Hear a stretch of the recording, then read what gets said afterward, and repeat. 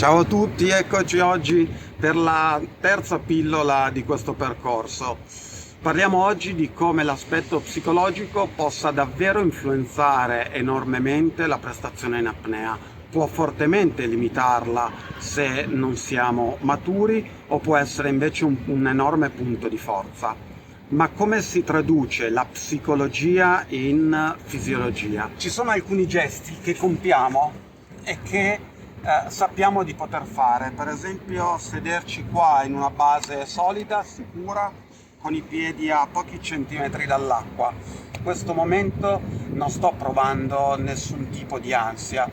Potrei chiudere gli occhi, potrei leggere, potrei girarmi e parlare con delle persone, ma non mi sento per nulla in pericolo di vita. So di fare qualche cosa di sicuro.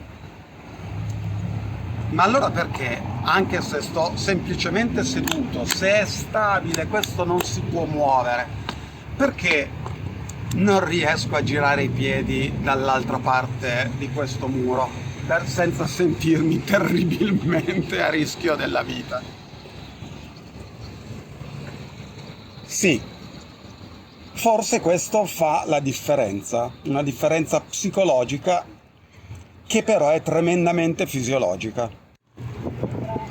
Qualunque esperienza viviamo, tutti i segnali che raccogliamo vengono sì gestiti dalla neocorteccia, quindi dalla nostra parte razionale, che quando siamo in apnea ci dice stai tranquillo perché hai l'assistente che ti sta facendo sicurezza, ma molto prima che arrivi alla parte razionale interviene l'amigdala, una parte di cervello primordiale che ha il compito di valutare il pericolo potenziale di quello che stiamo vivendo e molto in anticipo sulla parte razionale di capire quali sono le migliori strategie per toglierci da questa situazione di pericolo.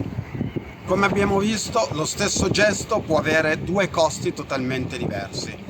Se mi sedessi sul bordo del precipizio, lassù in cima, andrei contro una serie di meccanismi di protezione molto importanti.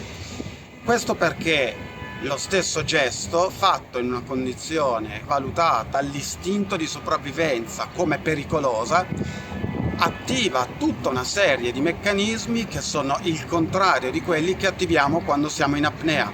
Quando andiamo in apnea abbiamo vasocostrizione periferica, abbiamo diminuzione del battito cardiaco per ottimizzare l'ossigeno, ma quando ci troviamo in una situazione pericolosa, battiti cardiaci aumenta la frequenza respiratoria, vasodilatazione periferica, gambe e braccia devono avere molta irrorazione sanguigna perché dobbiamo essere pronti a combattere o a fuggire.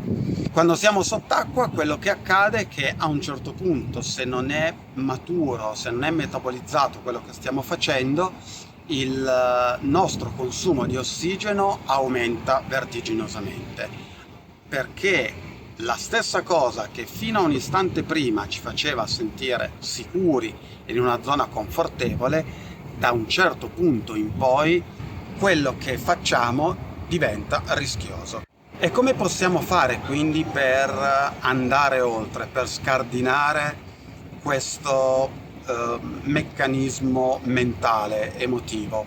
Esattamente come abbiamo fatto quando siamo passati dal minuto in apnea sentendoci morire ai 3 minuti magari sentendo di avere ulteriori risorse. La chiave è proprio quindi quella di lavorare consolidando le zone di sicurezza nel quale l'istinto di sopravvivenza sente di non dover intervenire. Nei prossimi appuntamenti vedremo come poter consolidare le zone di sicurezza e poter confortare l'istinto di sopravvivenza nel suo non intervento, mostrandogli che usciamo sempre quando lo vogliamo, non perché lo dobbiamo. Quindi il meccanismo di guardare avanti prima di uscire e di dire guarda, se volessi potrei nuotare ancora fino laggiù, ma esco qui perché voglio consolidare questa zona.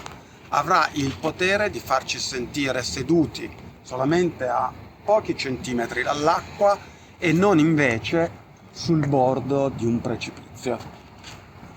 Ci vediamo lunedì prossimo. Ciao!